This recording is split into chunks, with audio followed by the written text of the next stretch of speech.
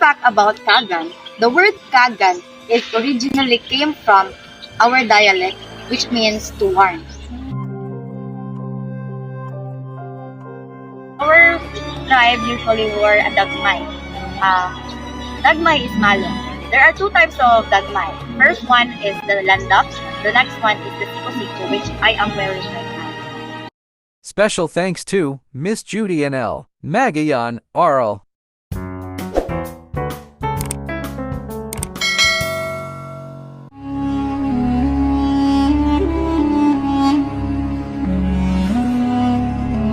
The Filipino Cultural Heritage is a rich blend of historical customs, traditions, and beliefs that are showcased through various forms of expression, such as music, dance, and festivals. This cultural legacy is passed down from generation to generation and shapes the identity and values of the Filipino nation. The Philippines has both intangible and tangible cultural heritage.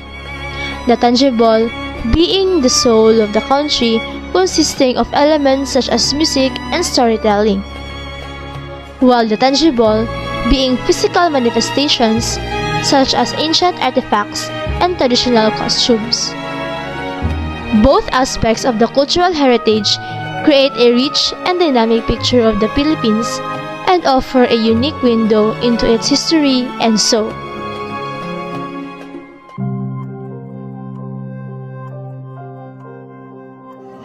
Kulinta is a modern term for an ancient instrumental form of music composed on a row of small, horizontally laid gongs that function melodically accompanied by larger, suspended gongs and drums. Kulinta evolved from simple native signaling tradition and developed into its present form with the incorporation of round gongs. Whole coconut shells is used as additions. It is also ultimate symbol of sustainability. Not only are they biodegradable and waste-free, but also they are made from a waste product, unwanted coconut shells that would otherwise be burned or sent to landfill. They are a great example of how almost anything can be upcycled. So the artifact that I'm holding right now is a fish trap basket, which is obviously used to catch fish. It is made of rattan and bamboo and was originally made by the Yakan tribe of Zamboanga City. So aside from used to catch fish, it is also used to catch large lizards and pythons. So this artifact is called karaka. Karaka is a device made out of bamboo, where the strings are spread from the bamboo itself.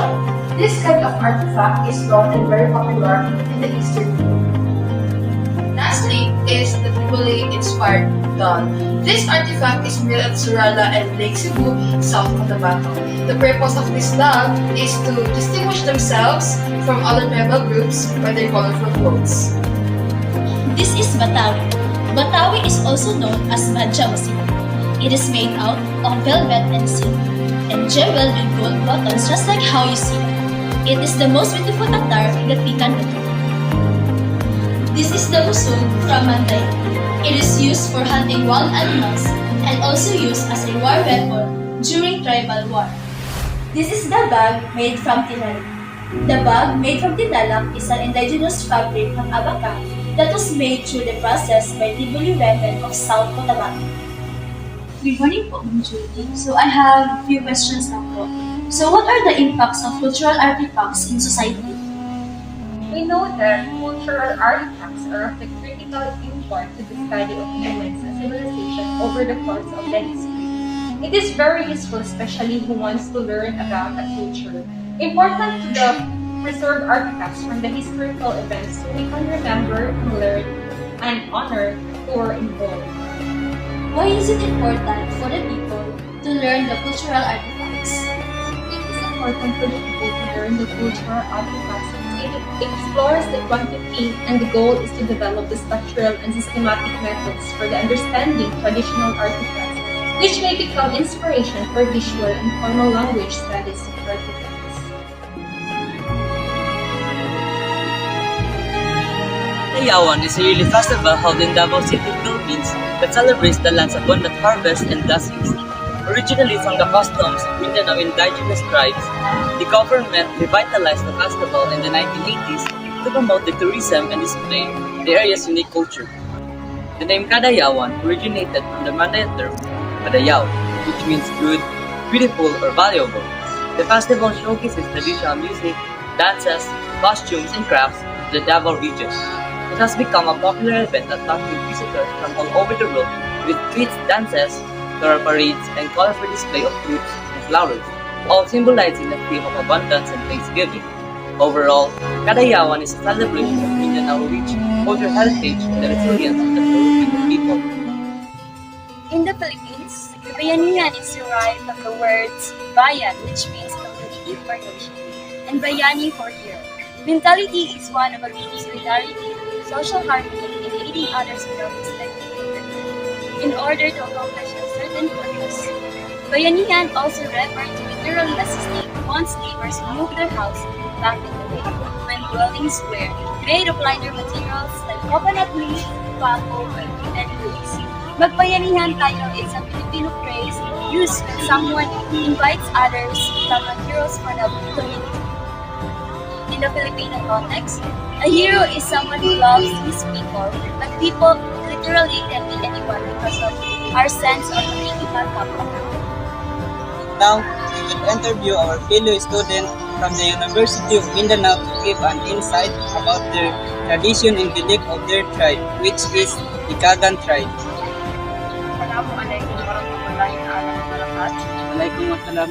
Miss Fritz, I have few questions about your tribe. The first is, what is the history and origin of the tribe? Based sa pagsabot ko sa tribo that I am part of, historically, we are made up of small groups that was led by our dato here in Davao City. We live by the coast of the Balaan. Fun fact about Kagan, the word Kagan is originally came from our dialect, which means to warn. Next is, what are some common cultural practice and belief of the tribe? Ang common practices and beliefs ng kanami tribo na yung kadagan kamayo kaya matigamda. Isa da sinyan, yung tribal dance. Ang duwa ka klase, or there are two types of tribal dance that we Kagan have. First one is the Sinayawan, which we usually perform during the welcoming of the dato or the visitors. The next one is the Bunok-Bunok, which we perform during raining. The next is, what traditional clothing or adornments are worn by the members of the tribe? Our tribe usually wore a dagmay. Dagmay is malong. There are two types of dagmay. First one is the landap. The next one is the siko-siko, which I am wearing right now. The next is, what is the language spoken by the members of the tribe and how it is preserved? Yung piagamit na dialect ng kanami tribo kay Kagan or Kalagan, piaga-preserve namin yan sa way ng pagtudlo sa mga iso or yung yagapang sunod kanami. Now that we have learned the tradition and belief that the Kagan tribe have, it will give us a deeper understanding about the differences and to appreciate the diversity that Philippines have. Filipino cultural heritage is a rich and vibrant tapestry of traditions, customs, and beliefs that reflect the country's history and identity. It is an essential part of the country's national identity and serves as a source of pride and inspiration for Filipinos all over the world. The diverse and colorful nature of Filipino culture is a testament to the country's resilience, adaptability, and creativity, and it continues to evolve and thrive to this day. Mabuhay!